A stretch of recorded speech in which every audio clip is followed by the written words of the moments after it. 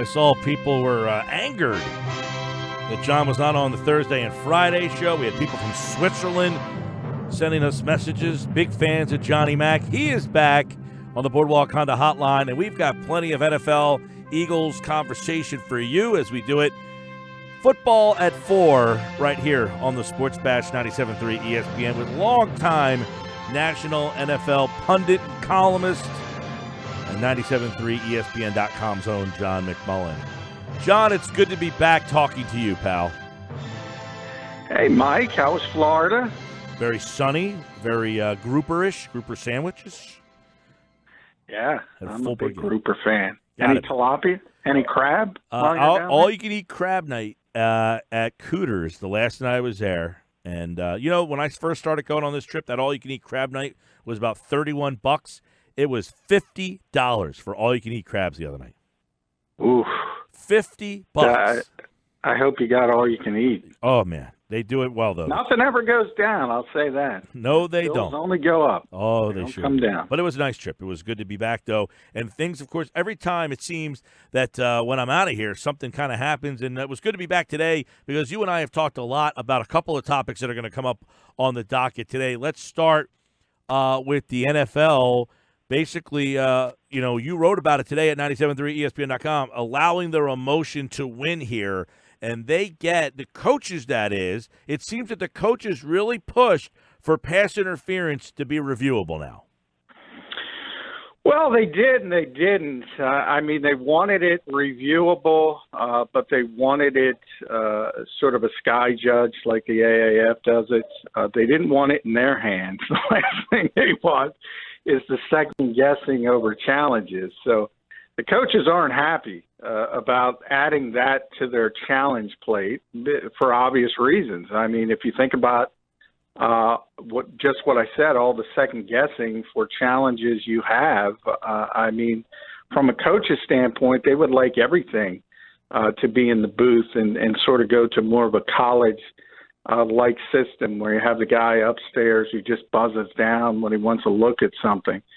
That's what coaches would prefer. So yes and no, and a lot of it had to do with the lobbying of Sean Payton, obviously, in the high-profile miss in the NFC Championship game. But as I say all the time on this show, Mike, the last thing this league does need is more legislation, and that's what they did. They opened a Pandora's box over one play.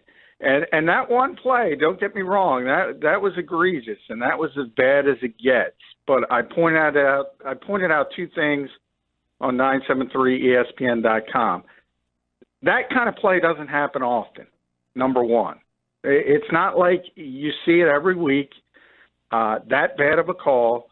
So it was an overreaction from that standpoint. And the second part is, obviously, if it was in week 4, it's local talk show fodder for a week, and that's it. Nobody's talking about it again. So the high-profile nature of it forced this league to overreact. It's not the first time. It's not going to be the last time. I think it's going to be a disaster. I really do. Yeah, now let me ask you this, because the AAF has a couple of rules that the NFL that the coaches put on the table. Is that an ego-driven reason, meaning I'm not taking this rule that somebody else came up with? It's almost like, it's my idea, but I can't use your idea even though it's a good idea. I don't know if it's necessarily that. John Mara said about the the onside kick rule, the 4th and 15. He called that gimmicky. I kind of agree. The NFL does have some stodginess in the fact that they don't need gimmicks. The popularity stands on its own, and I'm on that side of the fence as well, so I don't have an issue with that. But for the sky judge and things like that, they took the spider can, the overhead can from the XFL. They've stolen things from other people before. They generally do wait till it's over. And it might be over for the AAF this week. The fact that the AAF is back in. Right. The fact that the AAF is still in business and going, could the NFL not say, hey, this new upstart implemented this, and then we went right out and took it from them? Like I said, they usually wait. So they'll wait till the body is the toe tags on the body, and maybe they'll look at it then. But as I said, that might be this week from the AAF news. They might not last a week. So ultimately, maybe down the line, they go to more of a sky judge type system, more of a college system as a whole. I think they should go to the college system. Forget the AAF. But it'll continue to. It has to improve because it's just not good enough. And here you're just putting more on the plate that's going to be subjective. And you're trying to take subjectiveness out of this game as much as possible. But one of the things about this league, and I've said it for years and years and years, they're terrible when it comes to unintended consequences. They don't think about it. They just think about A to B. There was a bad mistake in the NFC Championship game. How do we fix it? But they don't think about step C and the other reverberations, the butterfly effects of this particular rule. And as I said, if you look at that particular play, Mike, can you think of another time where such an egregious call was missed? I can't, not off the top of my head. There has been, but it doesn't happen a lot. So you're creating this problem because of this situation and the high stakes of the NFC Championship game, and you're overblowing it. You're kind of insinuating that this happens a lot, and it doesn't happen a lot. But you know what does happen a lot? Ticky-tack pass interference calls. And now they're all in play. They are all in play to be challenged. Yeah, you don't think that's going to cause controversy? Well, right. Just for the listeners out there, pass interference is now reviewable by NFL officials. You're right, because what's going to happen is, number one, these pass interferences happen, and now the coaches are going to have to decide: do I want to waste a challenge on this one, or is there going to be one later on in the game that I'm going to want to throw a flag on? And then if they don't have the flag, I mean, it's all going to be crazy. But then you know what's going to happen, John, and you've kind of hinted at it. The official's going to look at it. It's going to be egregious to the fan, but that guy's going to say, I can't really tell, because he's making a judgment on a judgment call. Exactly. To me, it is so plain. It is so plain in front of your face. I'm amazed this league took this leap, and nobody came to their senses and said, "What are we opening up here?" As far as people being upset, we all know fans. I mean, fans are fans. There are very few calls, and as I joked in my column today about the 100 drunks in a bar test where they can all agree. And that's what was in play with the Saints and the Rams. No question about it. But that doesn't happen a lot. Now you're asking those 100 drunks in a bar who like different teams to agree on subjective calls, which can go either way, 50-50 calls. It's just going to create such angst. Everybody's going to think the league's against them. Whatever city they're in, there's going to be conspiracy because they overturned a certain call, didn't overturn another pass interference call. On paper, this is a disaster. The only thing I'll say is if you go back to last season and the helmet rule, this league has proven that they can change it at the flip of a switch and say, you know what, this is not working. This is a disaster. And I hope that happens here. That's fair. I think it's going to have to happen here. That's fair. Just for point of reference, the CFL has been reviewing pass interference since 2014. Didn't go great, but they have kind of settled in, and it has not been a big problem for them. Well, and I think part of that is it's the CFL, and there isn't. You know, I wrote about it today and the fact that Jeffrey Lurie was one of the owners really pushing for it, and he used the emotion card. There's not this emotional – people love the NFL. They love their teams. They live and die. And that's the reason Jeffrey Lurie said they had to change this rule, because we're asking fans with something they're so emotional about to accept being left out of the dance like Saints fans. And I get that. I get that part. But what Jeffrey's not thinking about is the other end and the fact that those same fans, and it's going to depend on whether they like a green jersey or a blue jersey or a red jersey, are going to see these 50-50 calls the way they want to see them. And if they're not overturned or they are overturned, every week they're going to believe their team has been screwed. Now, other people might say they believe that anyway.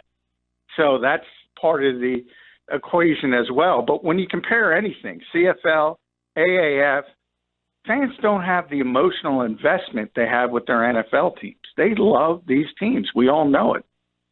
And why you just mentioned why people miss me while I'm not on the radio. I love those fans, but let's be honest, it's about the Eagles. It's not about me. That's true. No, I'm just kidding. Well, you don't agree so quickly. Or Kelly green jerseys or midnight green jerseys, but that's another conversation. Sports Bash John McMullen. Kickoff changes made permanent, which happened last year. The kickoff has been changed last year. They're going to keep it, but what about the onside kick proposal? Is that something that you think we will see? No, the 4th and 15, they already they voted that. Right, they down. voted that down. But I mean, is that something you think we'll see eventually? Because the onside kick has been proven to be irrelevant. Something. Yeah, they have to do something because when they changed the kickoff rules last year, it became virtually impossible to get an onside kick. It was always very difficult. And you do probably want to make that into something where you still have a chance. I mean, at this stage, if you're down to an onside kick, you don't have a chance, and you did at one time. So I think at some point it does have to be addressed. I wasn't a fan of the kickoff rules changing to begin with, but they had to change for safety reasons. And once you go down that path, you got to come up with an idea. And if it's not 4th and 15, it's got to be something else. Like I said, I agree with John Mara. I don't think this league needs gimmicks because of the popularity. But when you change rules that have been very important to the strategy of the game for years and years and years, you have to come up with an alternative, whether that's safety related or not. John McMullen with us. There's other rules that have been kind of thrown out there. And I don't think, the onside kick alternative, that got turned down. Tabled for now, overtime changes. Now, I asked Josh, I don't know if you saw the AAF game on Saturday night. They had their first ever overtime. Did you see that? I didn't. I heard about it. It could be their first and last, by the way. But we will get into that. Yeah, we will get into that. From the 10. I think they start from the 10-yard line, and you got to score, and then each team gets an opportunity. And then if nobody scores, it's a tie. To be honest, I had no issue with the tradition before with sudden death overtime in the NFL. I know a lot of people did. I don't know where this sort of,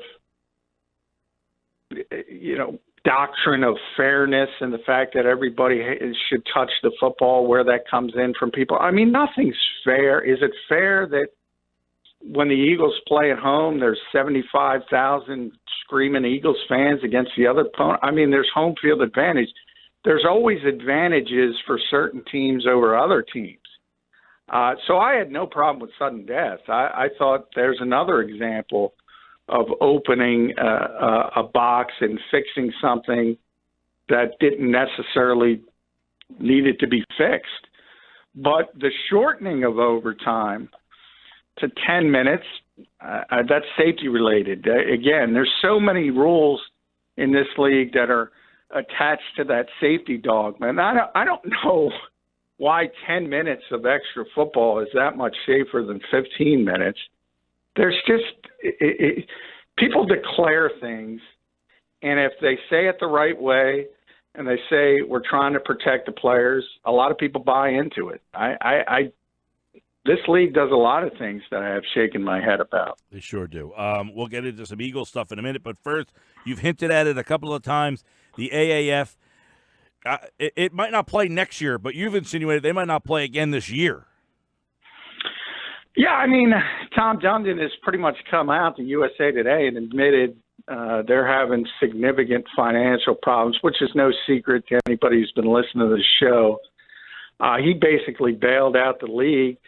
And when he did, I told the listeners, look, you're at the mercy of one guy now. And what he wants to do moving forward, and I said he's going to be bleeding money, and it's only a matter of how much time does he want into it before he pulls the plug. Well, he's thinking about pulling the plug, and he might pull the plug this week. That's how bad it is. And this sort of narrative about the NFLPA not allowing practice squad players and third quarterbacks to play in the AAF, and that's the ultimate goal. I do believe that is the ultimate goal, but the NFLPA can't be the bad guy here. They have a CBA to deal with. They can't just flip a switch and say, you know what? Yeah, take these players. That can't happen, and it certainly can't happen in 2 days. So that part of it is nonsense. As far as the AAF as a whole, and this is another thing I've said on your show a lot, Mike, they cut a lot of corners to beat the XFL, to start before the XFL, and they're all coming back to haunt them. They didn't have all their ducks in a row. The biggest part of it is financing, but also if you want to be a developmental league, and that is the ultimate goal, they should have waited. They should have negotiated with the NFL and the NFLPA and seen if they could have made a deal. I don't know if they could have, but they didn't give it an opportunity. And now I don't think it's salvageable. So to me, the only question is, are they one and done, or are they not even going to finish their first year? Yeah, which is interesting because, I mean, they got Johnny Manziel. You know, they put him on a team. They threw him out there the other night. They were kind of fitting him in. I mean, so that game, I'm sure, had some decent ratings. I mean, it has been fun. I haven't been following the ratings like I was earlier in the year. There is a lot of other sporting events, so that kind of got pushed off the back burner, I will be honest there. But I would almost see at this point in time, I don't see how it survives, right? The prediction is this thing's done. And I think they get to the end of the year, though, right? Well, that's the thing. I mean, that's up to Tom Dundon. And if he wants to shut it down this week, to me it comes down to, okay, now you're on to the next investor. Can you convince somebody else to put money into this and keep it going? Oof. Because I think it's pretty clear that he has no more interest in going forward. So that's where you're at. Is you're trying to find, you're a wrestling guy, I'm a wrestling guy. People try to start wrestling promotions. They call them money marks. You're looking for a money mark, somebody who will spend money to keep the league going. That's what I think it comes down to right now. Unbelievable. It's just been a crazy story because it's been fun. Let's get some Eagle stuff in there. Jay Ajayi still talking about coming back with Philly. What are you wrote about, the white whale being this back. Could Jay Ajayi be that guy? Well, I don't think he's a three-down back. I think he could return as part of a committee approach. Eagles haven't been able to get that guy, and they've been looking for a long time. And I do think we're at the stage where, look, they're going to get somebody, whether it's in free agency, the second phase, or the draft, and I think they might get both, a draft pick and a free agent, and add a couple of bodies. But as a whole, it's going to be a committee approach still. And Jay Ajayi could be the lead back in that committee approach. Remember, he's coming off a torn ACL, so he's a guy who's not going to do any work in the offseason anyway. So there's no hurry to sign him from anybody's perspective. He did visit with Indianapolis and Frank Reich. So everybody knows where he is as far as the rehab. He'll be signed eventually, and I think he's sort of the one of those guys on the back burner for the Eagles. They'll look at different avenues. If they don't get Josh Jacobs in the draft, yeah, he might be back, and he might be the best running back on this team. What about Rosenhaus's comments saying that he thought the Eagles or Patriots would have traded for Antonio Brown? Well, the Eagles did offer a second-round pick for Antonio Brown. And I think I've mentioned that before on the show when things broke down in Buffalo. The Eagles tried to swoop in, but they were not willing to redo his contract. They wanted his original contract, and obviously Antonio got a raise and significantly more guaranteed money in Oakland. So the Eagles kick the tires, and I talk about it all the time. Were you surprised by that? That's what they do. What's that? I'm not surprised that they kicked the tires, but that they made an offer. No, I'm not surprised. This is a team that believes, and I think correctly so, and I wrote up while you were gone about signing veteran players or trading for veteran players in over 30-somethings. That's what you do when you're a contender. And what you also do is try to bring in proven players if you can get them at value. And look, a second-round pick is a lot to give up, but not when Antonio Brown's coming back. That's one of the greatest receivers of the modern era. You're not going to get a player like that in the second round of the draft. So, no, I would have had no issue with them. The questions with Antonio are all off the field. The Eagles obviously believe that they have a strong enough locker room that they would be able to control and deal with him. And we'll never know if that's the case or not. But from a talent standpoint, that would have been a home run. I mean, that might have made this team the favorite to win the Super Bowl. Yeah, there's no question that adding a player like that would have been big. But obviously, they went out and got Deshaun Jackson. That has people excited as well. And we'll see what the next step is here. We got the draft coming up here. Do you think there's another free agent signing still out there for Howie Roseman? Oh, yeah, no question. I mean, that's where he sort of made his hay, is the second phase of free agency. And 2 years ago, he signed Chris Long at the league meetings. He signed LeGarrette Blount in May. He signed Patrick Robinson late in the process. So those are sort of the smart, low-cost, effective signings. He's already done a couple of them now with Andrew Sendejo and bringing Vinny Curry back. Over 30s, good team-friendly contracts, proven players that can fit in a rotation.